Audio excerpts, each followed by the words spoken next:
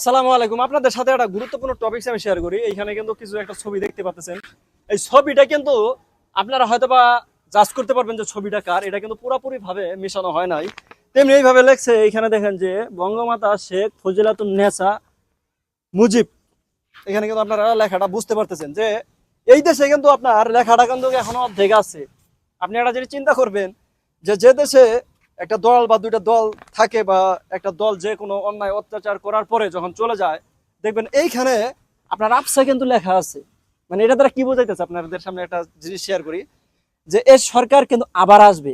এই যে আমলিক যে বলতেছেন না, আপনারা ভাবছেন যে সারা জীবনের জন্য একবারে মুছাই ফেললাম, এই দেশ থেকে চলে গেল, এরা জীবন আর ক্ষমতা আসতে পারবেন না। এই দেশ, এটা বাংলাদেশ। একটা জিনিস মাথায় রাখবেন, এই জিনিসটা কিন্তু আপনারা সম্পূর্ণভাবে মুছে ফেলতে পারেন নাই। তেমনি একটা জিনিস মনে রাখবেন, আজ বাদে কাল এ সরকার কিন্তু আবার আনবে। বাঙালি ঠিকই মুখ থেকে বের করবে।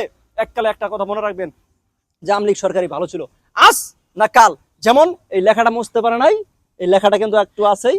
এই দেশে আবার দেখবেন আমলিক সরকার আসবে। কথাটা মাথায় রাখেন, কারণ আমরা বাঙালি ভালো জিনিস কখনো বা ভালো জিনিসের কদর বুঝি না। ধন্যবাদ।